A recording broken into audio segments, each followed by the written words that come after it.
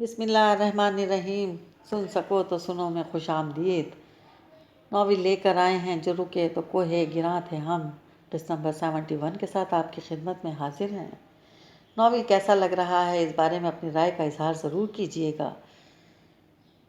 हमारे चैनल को ज़रूर सब्सक्राइब कीजिएगा और बेल आइकन को प्रेस करना मत भूलिएगा ताकि आने वाली तमाम एक साथ तमाम नॉवेल तमाम कहानियाँ आपके पास बर वक्त पहुँचती रहें। शुक्रिया। वो दरख्तों की एक कुंज के में यूं बैठा था कि किसी को नज़र ना आ सके। ज़िंदगी के अहम तरीन फैसले पर अमल करने के लिए इसे ऐसी ही गोशा तन्हाई की ज़रूरत थी। इसके हाथ में एक नन्ही सी पुड़िया थी जिसमें बंद सौगात का इस्तेमाल इसका रिश्ता दुनिया और दुनिया के लोगों से मुनक़ता कर देने वाला था। कुछ देर हाथ में पकड़ी पुड़िया को देखते रहने के बाद इसने सर उठाकर आसमान की तरफ देखा। सहपैर ढल रही थी। आसमान पर कहीं कहीं बादलों की टुकड़ियां तैर रही थीं। ढलती सहपैर के इस आसमान का रंग हल्का नीला था। इसने फिजा में उड़ते परिंदों को देखा। इसकी आंखों में आंसू भरने लगे। वो इसी आसमान को तकने लगा। इन्हीं परिंदों को चहचहाते सुनते और उड़ाते देखते देखते बड़ा हुआ था। बचपन में सब्जियों और फूलों की पनीरियों को चोंचे मार कर बर्बाद करते परिंदों के पीछे हा हू का शोर मचाते भागता इनके यहाँ से वहाँ उड़ाता फिरता था। जाल लगाकर दावतों के लिए पकड़े जाने वाले बटेर और चिड़ियों को हाथ में पकड़कर इनकी सहमी हुई आंखों में आंखें डालकर इनसे बातें करता था। ओए क्यों आए इधर? इधर ना इधर आते और ना पकड़े जाते। अब बताओ मैं तुम्हें कैसे बचाऊं? वो इनसे कहता जाता और करीब मौजूद बटेरे चिड़े हलाल करके इनके पर उतारते। बंदों से नजरें बचाकर इनमें से चंद एक खुली फजा में उड़ा देता था। इन चंद परिंदों को याद करते हुए जिनको इसने हलाल होने से बचा लिया था। इसकी आंखों से आंसू जारी थे जो आंसुओं ने कतार बांध ली थी। और ये दरख्त फिर रोते रोते इसने खुद पर साए के दरख्तों को देखा। वो इसकी नज़रों के सामने जड़ें पकड़ते रहे और इसकी नज़रों के सामने ही बड़े होते आसमान को छूते महसूस होने लगे थे। पीपल के दरख्त के पत्तों को हाथों में दबाकर इसकी रोटियां पकाता था बचपन में। और आम के दरख्त से कैरियां अंबियां चखते पड़ा हुआ था। किस वक्त का खाना पसंद नहीं आता था तो इन अंबियों में पुदीने के पत्ते मिलाकर पीसता, नमक मिर्च मिलाकर रोटी के साथ खा लेता। इससे अपनी ज़ुबान पर इस चटनी का जायका महसूस होने लगा। आंसुओं की कतार मजीद बंधी। आसमान पर मौजूद बादलों की टुकड़ियां एक जगह जमा होने लगीं। आसमान का हल्का नीला रंग इन बादलों के पीछे छुपने लगा। जब कोई नेक बंदा मरता है तो बारिश होने लगती है। आसमान भी इसकी दुनिया से रुखसत हो जाने पर रोता है। मामी जन्नत कहा करती थी, आज रात नू मी बरस जाएगा, फिर दा मतलब है मैं नेक बंदा सी। आज रात बारिश बरसेगी। फिर इसने सर झुकाया। एक बंदा होंदा है, हराम मौत मरदा है।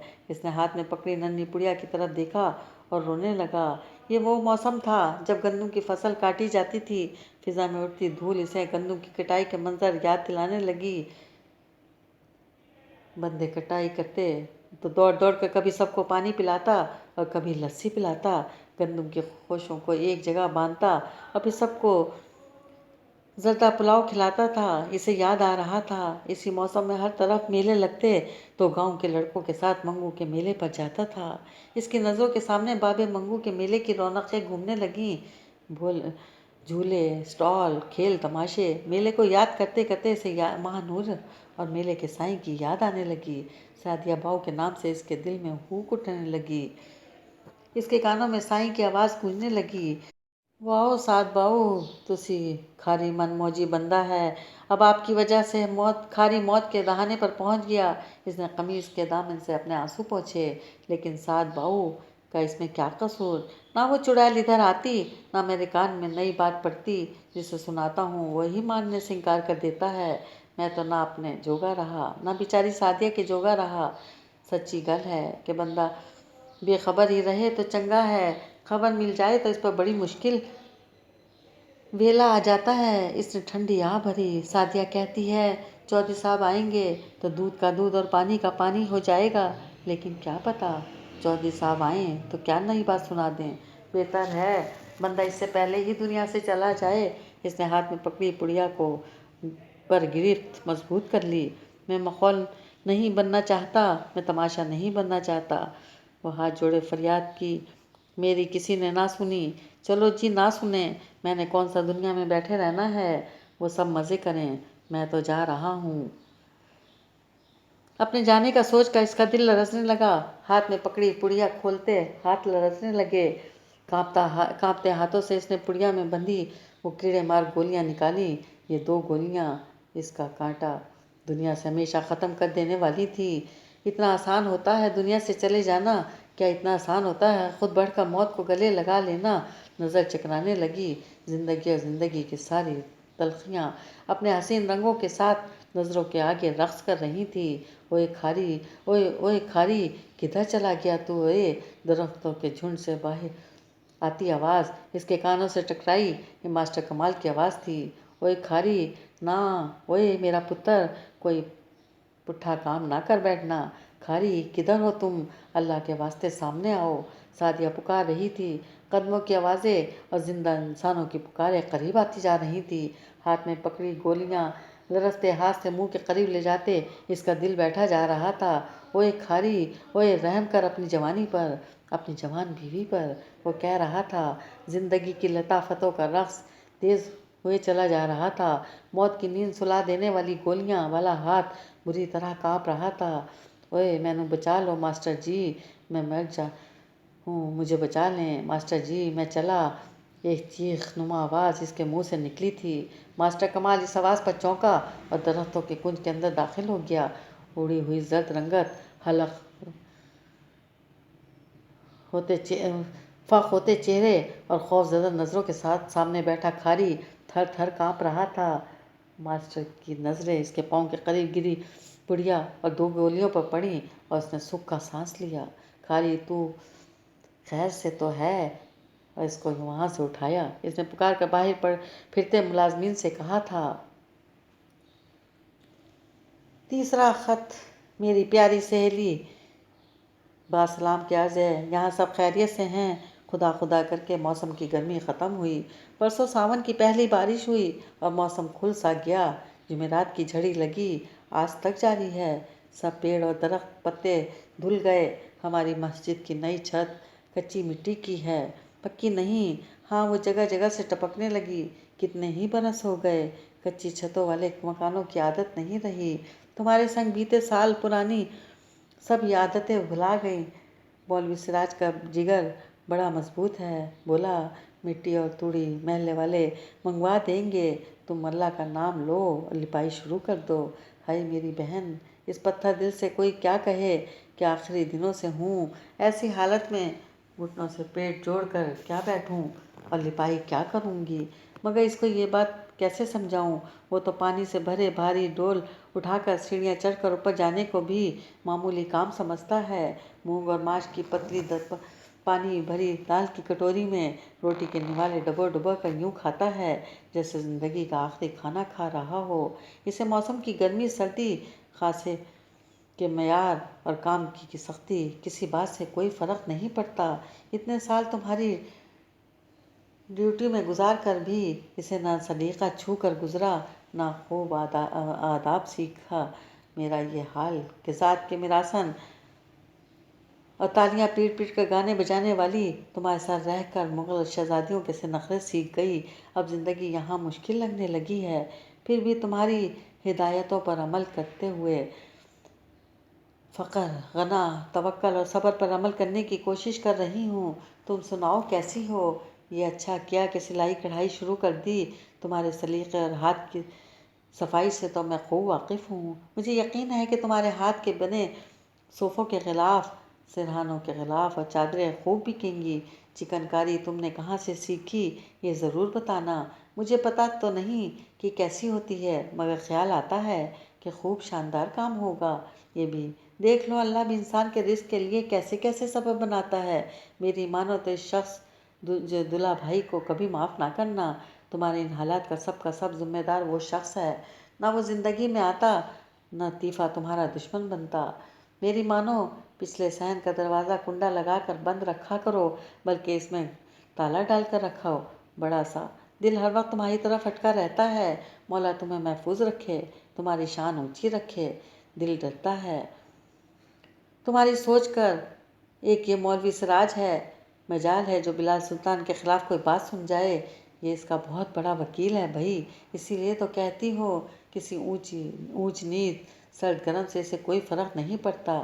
ہاں، تمہارے کہنے پر ادھر ادھر بہت ڈھونڈنے کے بعد اس ماسٹر صاحب کا پتہ چلا ہے، جن کے گھر پر ٹیلی فون لگا ہے، ایک گلی چھوڑ کر ان کا گھر ہے۔ ایک روز میں گئی تھی ان سے نمبر لینے، بیچاروں نے ٹیلی فون بھی سرپوش میں چھپا کر رکھا تھا۔ دیکھ کر مجھے خوب ہی ہنسی آئی۔ ٹیلی فون کا نمبر لکھ کر بھیج رہی ہوں، ضرور فون کرنا۔ ماسٹر جی کہہ رہے تھے 6 منٹ کی کال بک کرائے گا کوئی تو ہم آپ کو اطلاع دے پائیں گے، تو 6 منٹ سے کم کی کال نہ بک کرانا۔ دائی سیما نے مجھے یہ ہفتے بعد کا وقت دیا ہے، میرا دل ابھی سے گھرا ہے، دعا کرنا میں ساتھ خیریت کے فارغ ہو جاؤں۔ اس حالت میں یہاں صرف میرا اللہ ہے اور میں ہوں۔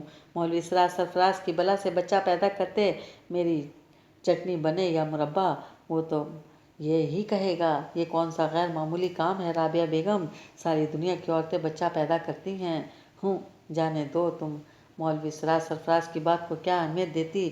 اب رخصت ہوتی ہوں، چٹھی کا جواب ضرور دینا، خود جلد آنا، تمہیں میری قسم، اللہ تمہارا حامی و ناصر ہو۔ فقط تمہاری بہن رابعہ کلثوم۔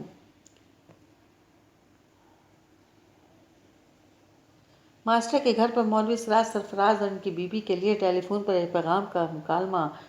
بھائی صاحب، میں لاہور سے رابعہ بیوی کی بہن شہناز بات کر رہی ہوں، دونوں کو پیغام پہنچا دیجیے کہ فوراً لاہور پہنچ جائیں۔ پیغام تو پہنچا دیں گے بہن، لیکن ان کا لاہور پہنچنا مشکل ہے۔ مولوی صاحب کی بیوی کے ہاں چند دن پہلے ہی ولادت ہوئی، اللہ نے بچی عطا فرمائی ہے، ان کو زچگی کی حالت میں کیسے سفر کریں گی۔ ٹھیک ہے بہن، ابھی لڑکا بھیج کر پیغام پہنچاتا ہوں، آپ بے فکر رہیں۔ گھبرا کیوں گئے سراج سرفراز، لگتا ہے پہچانا نہیں۔ ہاں بھائی، بہت سال جو گزر گئے، ملاقات ہوئے۔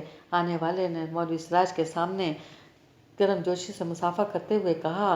مولوی سراج کے حلق سے آنے والے کی بات سن کے جواب میں الفاظ نہیں نکل پا رہے تھے۔ ان پر ایک عجیب سی رقت طاری ہو رہی تھی، ان کی آواز بھرانے لگی تھی اور آنکھوں کے گوشے بھیگنے لگے تھے۔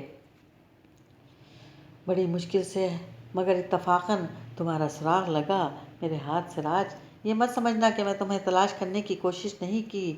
آنے والے نے سراج سرفراز کا ہاتھ پکڑ کر انہیں نیچے صف پر بٹھاتے ہوئے کہا اور خود بھی ان کے قریب آلتی پالتی مار کر بیٹھ گیا۔ لیکن ایک مختصر عرصے کی تلاش کے بعد میں نے تلاش کرنا چھوڑ دیا، وہ مسکرا کر بولا۔ ایک مختصر عرصے کی تلاش کے بعد گویا میں نے کچھ بھی کرنا چھوڑ دیا، اس کے بعد سب کچھ جیسے آپ ہوتا رہا، میں تو بس نظارہ کر رہا تھا۔ مولوی سراج نے دائیں بائیں دیکھا اور کچھ کہنا چاہا، الفاظ ایک مرتبہ پھر اس کے حلق میں پھنس گئے، مگر اس وقت میں اپنی کرنے تو نہیں آیا نا۔ پھر اس نے نرمی سے مولوی سراج کے ہاتھ پر ہاتھ رکھا۔ اس وقت تو میں تمہاری سننے آیا ہوں، کدھر رہے، کہاں گم ہو گئے تھے۔ مولوی سراج کے منہ سے کانپتے الفاظ نکلے، قتل کا کیا ہوا؟ انہوں نے بمشکل الفاظ ادا کیے اور مسجد کے داخلے دروازے کی طرف یوں دیکھا جیسے وہاں کوئی کھڑا مہمان بھی ان کی نظروں کی تقلید میں دروازے کی طرف دیکھا، وہاں کوئی نہیں تھا۔ اس نے دھیان دوبارہ مولوی صاحب کی طرف کر لیا۔ وہ ایک بھولی بسری کہانی بن گیا کہ کس پر پڑا؟ مولوی سراج نے اس شخص سے آنکھیں چراتے ہوئے پوچھا۔ تم پر نہیں پڑا، فکر نہ کرو، وہ مسکرایا۔ اس کے الفاظ جیسے جادو کا سا اثر کر گئے۔ مولوی سراج سرفراز کے عظیم کے اندر دھڑکتے دل، اس کے رگ رگ، نس نس، ریشے ریشے کے کونوں خدروں میں نہ جانے کب سے چھپا ہمہ وقت کا ایک خوف رینگ رینگ کر باہر نکلنے لگا۔ انہیں یکا یک اپنا وجود، دل، دماغ، سوچ، سب ہوا اسے بھی ہلکی محسوس ہونے لگے۔ انہیں ایسا لگا ان کا جسم جو نہ جانے کب سے چابکوں کی زد میں تھا، یکا یک کسی انتہائی آرام دہ، نرم گرم، سایہ دار مقام پر آ گھرا ہو۔ انہوں نے برسوں کے تکلیف دہ احساسات سے نجات حاصل کرنے پر ایک لمبا گہرا سانس لیا، لیکن اس سانس کے ساتھ ہی انہیں اتنے برسوں کی خواری، خوف और आंवला पाई याद आने लगी। वो एक शदीद किस्म का गुस्सा, नाराज़ी और तनाव इनके हिसाब से आज चिमटा मुझ पर नहीं पड़ा और हम तक चोरों किसी ज़िंदगी गुजारते आए, कभी एक जगह छुप, कभी दूसरी जगह छुप, हंस बस्ती बस्ती अपनी शनाख्त छुपाते, लोगों के सवालों से बचते। आपकी धमकी हमारी ज़िंदगियों के कितने साल खा गई भाई साहब, कुछ मालूम भी है? इनकी सुरमा लगी आंखें नाराज़ी और गुस्से के एहसास के तहत जलने लगीं। वो धमकी? आने वाले ने शदीद हैरत के साथ मौलवी सिराज को देखा। या मेरे खुदा, इसने अपना सर अपने हाथ में पकड़ लिया और चंद लम्हों के बाद मौलवी साहब की तरफ दोबारा देखा। सच कहती थी मरहुमा, सिराज सरफराज दिमाग से नहीं गुर्दों से सोचता है। और इसे देखो, राबिया बीबी को कैसे अक्लमंद और क़याफ़ा शनास बनती थी, बातों बातों में अगले की इज्जत उतार भी लेती थी और इसे बादशाह भी साबित कर देती थी। वो भी तुम जैसे गामड़ के साथ रहकर इतनी ही गामड़ हो गई। पर खुदा, मुझे यकीन नहीं आ रहा। तो क्या लगाई नहीं थी धमकी? खुदा की कसम सिराज, कत्ल तुम पर डाल दूंगा। मौलवी साहब ने नाराज़ी भरी नज़रों से देखा। इस वक्त इनको खुद अपना आप बरसों बाद गिल्टी महसूस हो रहा था और अपने सामने बैठा शख्स एक नन्हा सा बूटा नज़र आ रहा था। जिस FIR के खौफ ने इन दोनों मियाँ बीवी को इतने बरस इधर उधर भगाया, कहीं मुस्तकिल ठिकाना बनाने नहीं दिया, अपनी शनाख्त छुपाने पर मजबूर किए रखा, शादी की पैदाइश का इंदराज तक कराने से रोक दिया, वो तो बकौल इस शख्स के कभी कटी ही नहीं थी। और वो लम्हे किसी भी आहट की आवाज़ सुनकर अपने हाथों में हथकड़ियाँ लगती महसूस करते रहे। इनका जिस्म पुलिस के टॉर्चर सेल के औजारों का तस्वुर करके खौफ से कांप जाता रहा। तुम इस धमकी को सच समझे थे क्या? इस शख्स ने, जिसका नाम बिलाल सुल्तान था, सवाल किया। आप मेरी औकात और बिसात को क्या समझते हैं भाई साहब? आपकी धमकी ने मेरी ज़िंदगी को रोग लगा दिया। सिराज सरफराज की आंखों में आंसू भर आए। बिलाल सुल्तान ने कुछ कहना चाहा, लेकिन इसी दम कोई तेज़ कदमों से भागता मस्जिद के सहन में दाखिल हुआ। मौलवी जी, आने वाला हाँफते हुए बोला। बड़ा कहर पड़ गया है जी, खारी ने कीड़े मारने वाली गोलियां खा ली हैं। छेती करो मौलवी साहब, सादियाबाजी का कोई हाल नहीं। मौलवी साहब के चेहरे की नसों में ताज़ा ताज़ा उतरता खून एक मरतबा फिर निचड़ सा गया। इनका रंग जर्द और चेहरा दोबारा से फाक हो गया। मौलवी जी, बहन जी को मैं ले आया हूँ, देर मत करो, बाहर मोटरसाइकिल खड़ी है, देर करने वाली बात कोई नहीं है जी, आने वाला कह रहा था। और मौलवी साहब अपना साफा संभालते पल में खड़े हो गए। आने वाले मेहमान की तरफ देखकर बोले, हमारे दामाद ने गोलियां खा ली हैं। आपने देखा हम पर हर दम कैसा कैसा कड़ा वक्त पड़ता है। मैं चलता हूँ तुम्हारे साथ। कहाँ हैं तुम्हारी बेटी और दामाद? बिलाल सुल्तान खड़े होते हुए बोले। इधर हैं जी, फार्म हाउस पर। इतलाने वाले ने हाथ से किसी सिमत इशारा किया। ओह, फार्म हाउस, बिलाल सुल्तान ने कहा। इधर तो मुझे भी जाना था। उन्होंने तेजी से जूते पहने और ऐसा करते हुए इनकी नज़र सिराज सरफराज के रंग उड़े पुराने खुस्से पर पड़ी, जिसमें सिराज के पाँव बेबसी से महफूज थे। अच्छा जी, इतला देने वाले ने कहा। फिर लगे आओ मेरे पीछे मौलवी जी, इसने सिराज सरफराज को मुखातिब किया। आप बाऊ साहब के साथ आ जाओ गड्डी पर, मैं बहन जी को लेकर पहुंचता हूँ। वो तेज़ी से बाहर निकल गया। मौलवी सिराज सरफराज ने खफा नज़रों से बिलाल सुल्तान की तरफ देखा।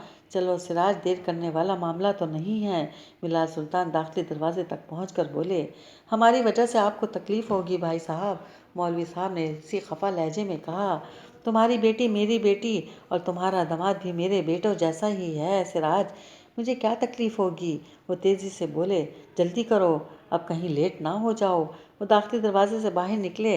इतला देने वाला टोपी बुरक़े में छुपी राबिया कुलसूम को मोटरसाइकिल पर अपने पीछे बिठाए आगे उड़ा जा रहा था। बिलाल ने अपनी गाड़ी के लॉक रिमोट कंट्रोल से खोले और सिराज सरफराज को बैठने का इशारा किया। मौलवी जी क्यों नहीं आए साबिर बेटा? राबिया कुलसूम ने मोटरसाइकिल वाले से पूछा था। वो लगे आ रहे हैं जी, पीछे गाड़ी में, शहर वाले किसी परौने के साथ, साबिर ने जवाब दिया। राबिया कुलसूम ने हैरान होते हुए गर्दन ज़रा सी मोड़ कर पीछे देखा। पीछे एक लंबी स्याह गाड़ी कच्चे पक्के ऊंचे नीचे रास्तों पर चलती आ रही थी। सिराज सरफराज को किसी ने गाड़ी में लिफ्ट दे डाली। राबिया कुलसूम के दिल में सवाल उठा, लेकिन अगले ही लम्हे खारी के मुतालिक दिल دور خبر اس خیال پر حاوی ہو گئی، اللہ جی میرے کھاری کو سلامت رکھنا، اللہ جی میری سعدیہ کا سہاگ سلامت رکھنا۔ وہ مسلسل دعائیں کی جا رہی تھی۔ چودھری صاحب، فارم ہاؤس میں چودھری سردار کی گاڑی داخل ہوتے ہی چاروں طرف سے فارم ہاؤس کے ملازم گاڑی کے ارد گرد جمع ہو گئے۔ کیا ہو گیا کاکا، خیر تو ہے؟ چودھری سردار نے اپنی سیٹ کا شیشہ نیچے کرتے ہوئے پوچھا۔ کھاری نے خودکشی کر لی ہے جی، اس نے گندم والی گولیاں کھا لی ہیں۔ دل دہلا دینے والی خبر ہر طرف سے ان کے کان میں پڑی اور پچھلی سیٹ پر بیٹھی فضلہ ظہور کا دل بھی چودھری صاحب کے دل کے ساتھ ساتھ بیٹھ گیا۔ اوئے کم بختو، یہ کیا سنا رہے ہو؟ چودھری صاحب یکا یک جذبات میں آتے ہوئے بولے۔ کدھر ہے کھاری؟ کیا حالت ہے اس کی؟ اوئے تم سے ایک اتنے سے لڑکے کی حفاظت نہ ہوئی؟ ذلیلو، کیا کہا کسی نے اسے؟ اور وہ گولیاں کھا بیٹھا۔ الو کے پٹھوں، وہ گرج رہے تھے اور گاڑی کا دروازہ کھول کر باہر آ کر کھڑے ہو گئے تھے۔ فضلہ ظہور بھی تیزی سے گاڑی کا دروازہ کھول کر باہر آ گئی۔ باہر کھڑے ننھے سے ہجوم کی موجودگی کے احساس سے خود بخود اس کا ہاتھ اپنے گلے میں جھولتے اسکارف تک گیا اور اس نے سر پر اوڑھ لیا۔ ادھر جی، ایک اور شخص نے ایک سمت اشارہ کیا۔ وہ شخص زار و قطار رو رہا تھا۔ ادھر جی، ماسٹر کمال نے اسے ڈھونڈا ہے کنج کے اندر جی، وہ ادھر پڑا تھا، پتہ نہیں مر گیا کہ بچ گیا۔ ماسٹر جی کسی کو ادھر جانے نہیں دے رہے۔ چودھری سردار تیزی سے فارمنگ ایریا میں موجود کنج کی طرف بڑھے۔ فضلہ ان کے پیچھے تھی۔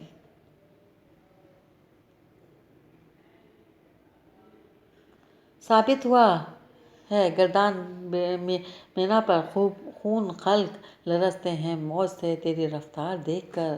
ثابت ہوا اسے، ثابت ہوا ہے، گویا ثابت ہو گیا ہے۔ گردن بلال سلطان پر خون خلق نہیں، خون خلق نہیں، خون مدر آف سعد سلطان کو ان کا نام نامعلوم ہے ابھی تک۔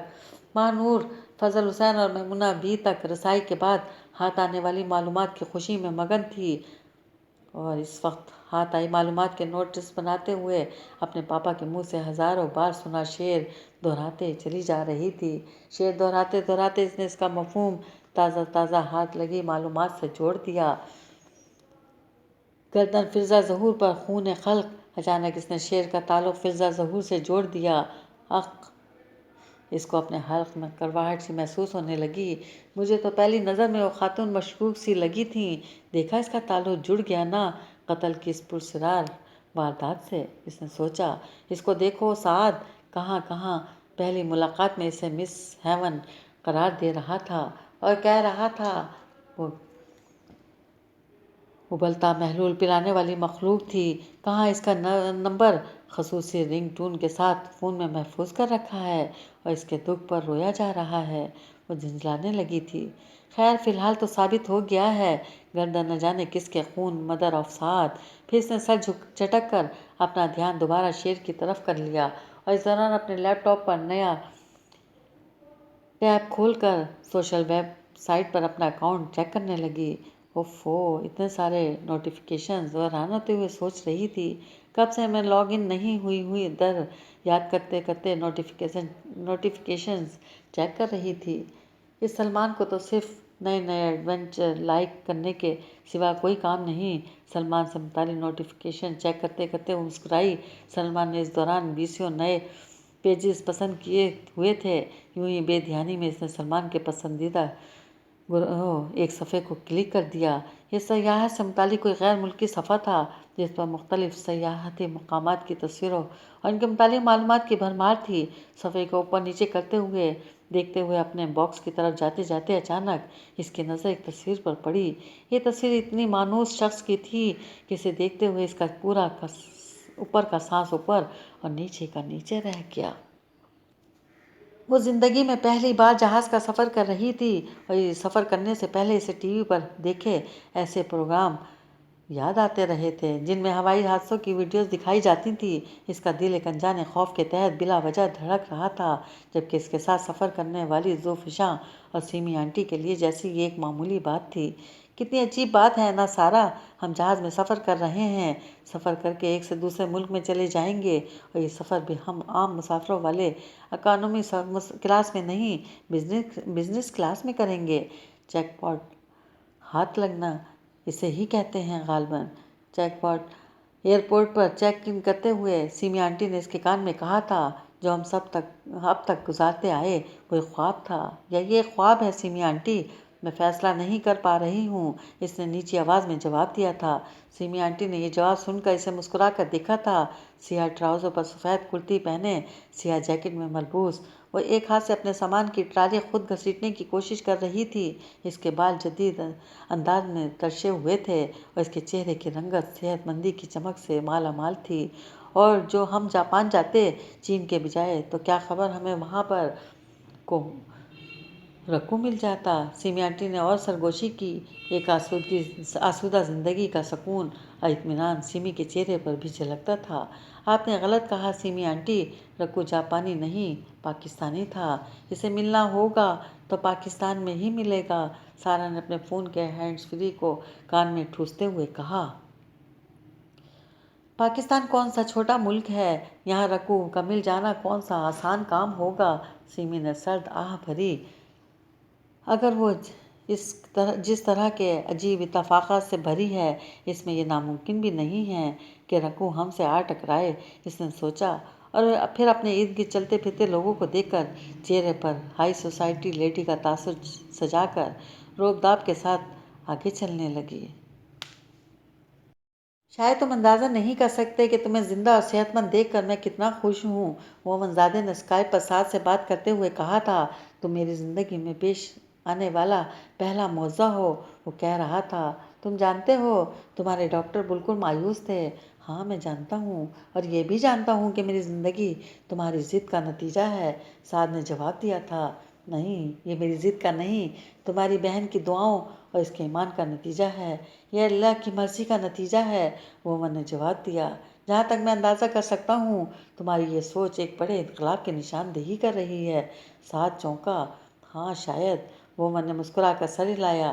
तुम्हारे साथ तुम्हारे लिए अस्पतालों में गुजारे वो चंद दिन शायद इनकलाब ही का बाइस बने। मुझे तुम्हारी बहन की दुआओं और अल्लाह पर यकीन ने हिला कर रख दिया। ओह खूब, साथ के चेहरे पर अजीब सा तंज उभरा। अच्छी बात है। अगले लम्हे इसने चेहरे के तासुर को छुपा लिया था। तुम्हारी बहन को मगरिब में उम्र गुजार देने के बावजूद पुरस्रार मशरिक के फसूल ने अपनी गिरफ्त में जकड़ रखा है। हाँ, मासूम है और जवान भी, साद ने कहा। तुम्हारी सोच है कि वो कितनी समझदार है, मोमन ने इससे इख्तलाफ किया। मैं समझ सकता हूँ, तुम कुछ ज़्यादा ही मुतासिर हो गए हो।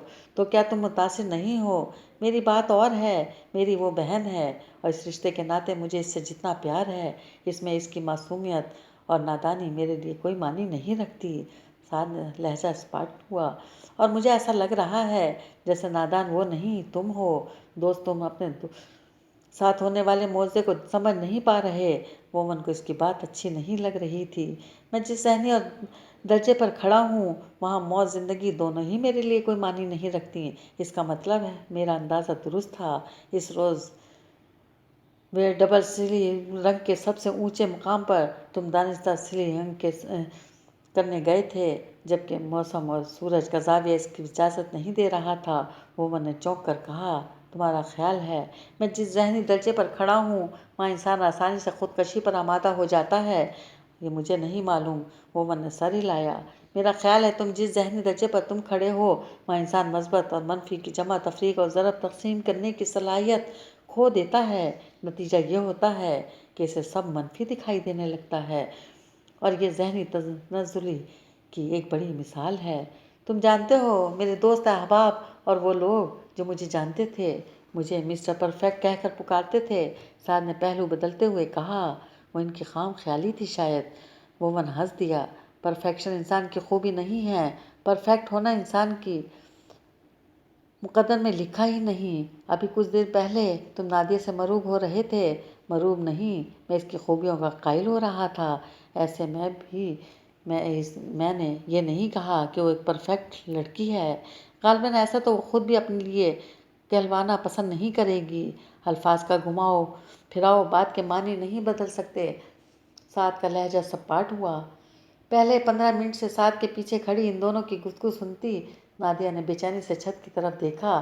साद के बाज़ रवैये इसकी समझ से बालातर हो जाते थे। इसने वोवन के चेहरे की तरफ देखा। وہ سعد کی تلخ باتیں سن کر بھی ناراض نہیں لگ رہا تھا۔ بات کے معنی بدل کون رہا ہے، بدلنا چاہتا کون ہے دوست؟ مومن مسکرایا تھا۔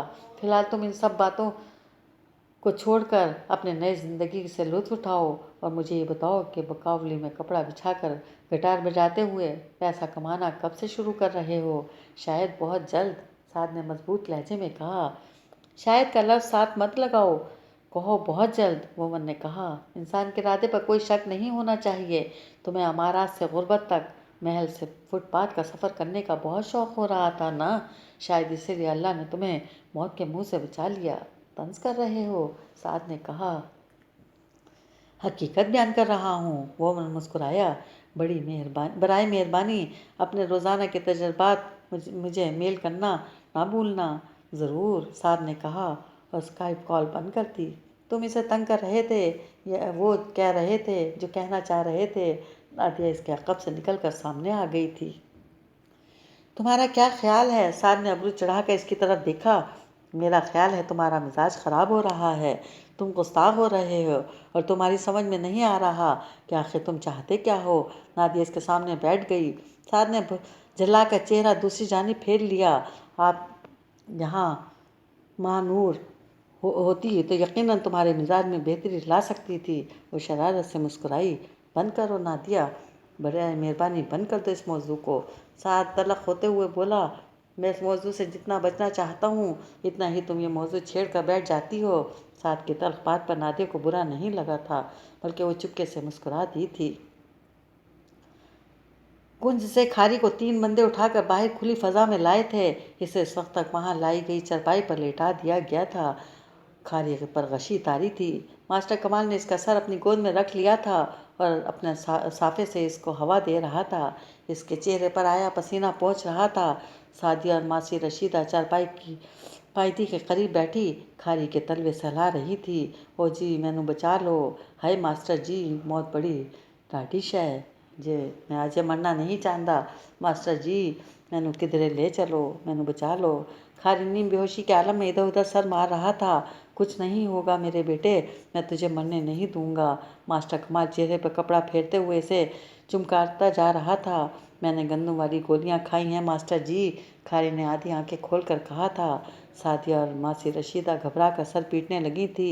ماسٹر کمال نے ہونٹوں پر انگلی رکھ کر دونوں کو خاموش کرا دیا اور ہاتھ ہی کے اشارے سے انہیں سمجھانے لگا کہ کھاری پر صرف خوف طاری تھا، اس نے گولیاں نہیں کھائی تھیں۔ کسی نے چارجیبل پیڈسٹل فین لا کر کھاری کے سرہانے رکھا۔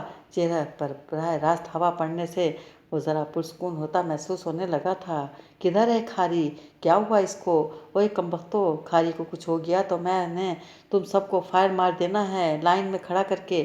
اسی وقت جذبات میں آئے چودھری صاحب کو گرجتے وہاں پہنچ گئے۔ ان کے چہرے پر ان کے پیچھے فضا بھی تھی۔ ستے ہی خیران ہیں چودھری جی، کھاری کو کچھ نہیں ہوا۔ چودھری سردار کو دیکھ کر ماسٹر کمال ہاتھ جوڑ کر کھڑا ہو گیا۔ اس کی حالت غیر ہو رہی ہے اور تم کہہ رہے ہو اسے کچھ نہیں ہوا؟ چودھری صاحب تیزی سے چارپائی کے قریب پہنچے۔